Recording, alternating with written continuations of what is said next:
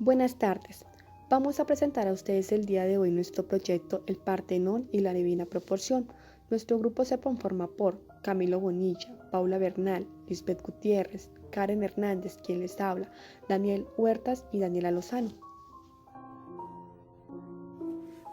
El nombre Partenón se refiere al culto de Atenea, la diosa y la patrona de la ciudad de Atenas. Ella representa el orden más alto del desarrollo espiritual y los dones del intelecto y la comprensión. El Partenón fue construido durante el apogeo del antiguo imperio griego en el siglo V a.C. Entre los años 447 y 432 fue dedicado a la diosa de Atenea. Este se encuentra ubicado en lo alto de los templos conocido como la Acrópolis de Atenas. A lo largo de los siglos, el Partenón resistió muchas cosas, como lo fueron terremotos, incendios, guerras, explosiones y también saqueos. Pero sigue siendo, aunque maltratado, un poderoso símbolo de la antigua Grecia y la cultura ateniense. También era símbolo de poder, riqueza, cultura. Era el templo más grande y lujoso que jamás había visto el continente griego. Se le atribuye el diseño del Partenón como templo de Atenas al célebre estadista griego Pericles. Un santuario dentro del Partenón. En él se albergaba una extraordinaria estatua de la diosa Atenea, llamada como Atenea Partanos, una mujer completamente armada que llevaba un escudo de piel de cabra conocida como égida.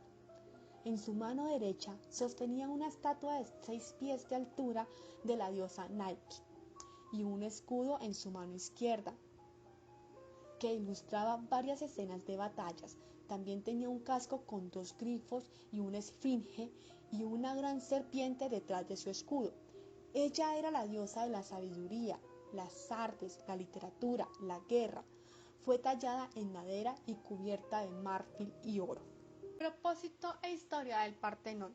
Mucho antes de la construcción del Partenón, el sitio había sido un lugar sagrado de otras culturas. El Partenón fue construido para reemplazar los templos de las culturas anteriores y para experimentar y alabar el carácter de la diosa griega Atenea. Se desconocen los orígenes del uso sagrado de la gran roca caliza, que surge en la llanura del Ático. Los restos neolíticos cubiertos en las laderas de la Acrópolis indican un asentamiento continuo en la colina desde al menos 2800 años antes, mucho antes de las culturas minoica y micénica, las cuales dieron origen al griego arcaico. En el periodo micénico 1600-1610 a.C., la cumbre estaba rodeada por una enorme muralla de fortificación que protegía templo, palacio de los reyes sacerdotes micénicos. Construida por los arquitectos Intinius y Callicrates bajo la supervisión del escultor Fidias, el templo generalmente se considera la culminación del desarrollo del orden dórico, el más simple de los 3 estilos arquitectónicos griegos clásicos, en el cual se estima que se usaron 13.400 piedras para construir el templo. 92 métopas talladas adornan las paredes exteriores del Partenón. Las métopas del lado oeste representan la Amazonomaquia, una batalla mítica entre las amazonas y los antiguos griegos, y se cree que fueron diseñadas por el escultor Calamis. Las métopas del lado oeste muestran Gigantomaquia, batallas míticas entre dioses y gigantes. La mayoría de las métopas del lado sur muestran Centauromaquia, la batalla de los centauros míticos con los lapitas, y las métopas del lado norte representan la guerra de Troya. Friso del Partenón, una banda horizontal ancha y decorada llamada friso, recorre toda la longitud de las paredes de la cámara interior del Partenón. El friso fue tallado en técnica de bajo relieve, lo que significa que las figuras esculpidas se elevan ligeramente del fondo. Los historiadores creen que el friso representaba la procesión panatenaica de la Acrópolis o el sacrificio de Pandora a Atenea. Hay 2 frontones esculpidos de forma triangular, conocidos como frontones en cada extremo del Partenón. El frontón este representaba el nacimiento de Atenea de la cabeza de su padre Zeus.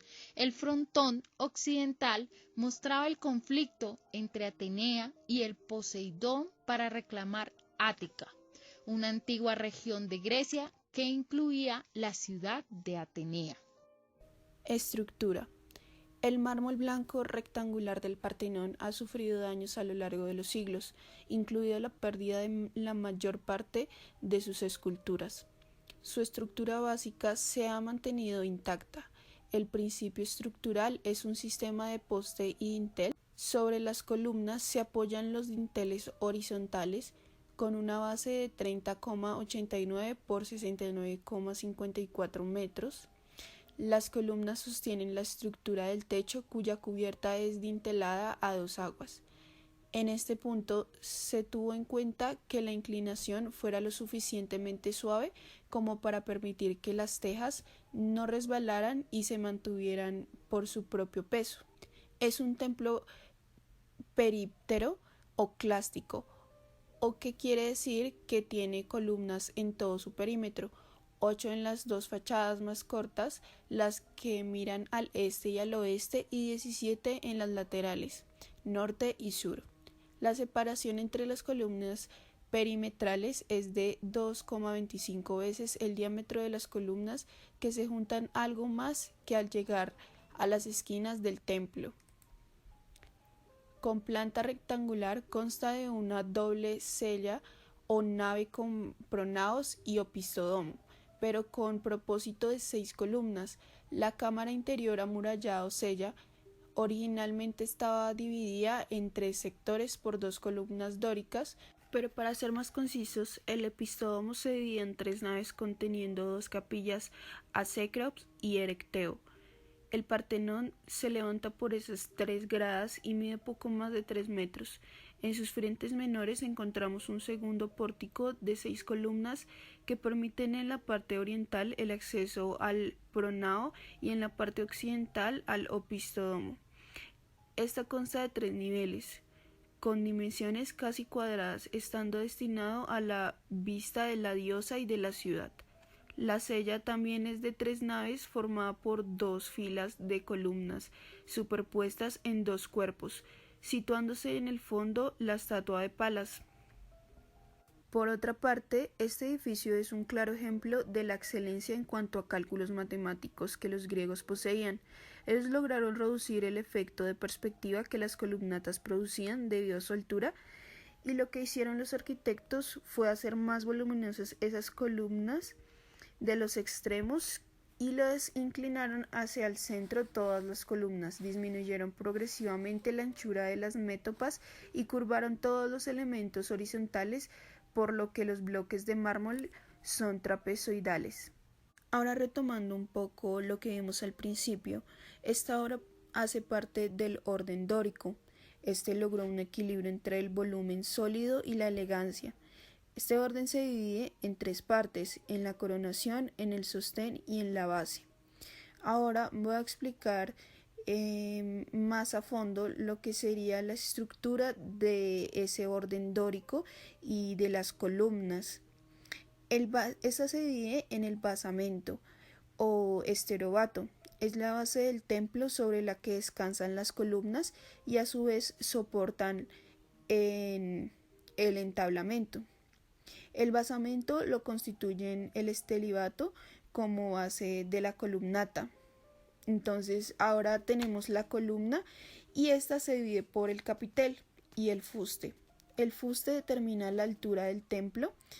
Este pues es hecho con acanaladuras, acentuando su movimiento. El fuste no es totalmente cilíndrico, sino que este se afina a la parte más alta y es ligeramente concoide. Ahora seguimos con el capitel. Este consta de 3 partes: la gola, el equino y el abaco. La gola es prácticamente acanalada y sirve de enlace al capitel.